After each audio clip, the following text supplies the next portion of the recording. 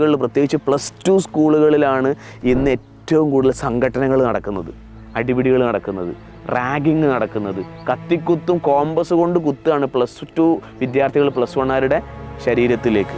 ഏറ്റവും പ്രധാനമായിട്ട് സിനിമ എന്ന് പറഞ്ഞ സാധനം ഇതിനെ ഭയങ്കരമായിട്ട് ഇൻഫ്ലുവൻസ് ചെയ്യുന്നുണ്ട് അല്ലേ? ലേറ്റസ്റ്റ് ആയിട്ട് ഇറങ്ങിയിരിക്കുന്ന പല സിനിമകളും നമ്മളറിയാതെ എന്ത് ചെയ്യുന്നുണ്ട്, ഇതിലേക്ക് ടെംപ്റ്റ് ചെയ്യിപ്പിക്കുന്നുണ്ട്.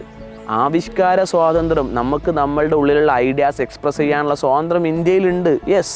പക്ഷേ ഇത് എത്രമാത്രമാണ് കുട്ടികളിലേക്ക് ഇൻഫ്ലുവൻസ് ചെയ്യുന്നത് എന്ന്, കുട്ടികൾ മാത്രമല്ല മനുഷ്യനെ ഇൻഫ്ലുവൻസ് ചെയ്യുന്നത്. ഈ അടുത്ത് നടന്ന എത്ര ക്രൈംസ്, ആ ക്രൈംസിൻ്റെ പിന്നാമ്പുറങ്ങൾ അന്വേഷിക്കുമ്പം അറിഞ്ഞോ അറിയാതെയോ പല സിനിമകളും അവർക്ക് മോട്ടിവേഷൻ ആയിട്ടുണ്ട് എന്നുള്ളത് പോലീസ് പോലും പറയുന്ന അവസ്ഥ നമ്മുടെ കേരളത്തിലുണ്ടായിട്ടുണ്ട്, ഇന്ത്യയിലുണ്ടായിട്ടുണ്ട്.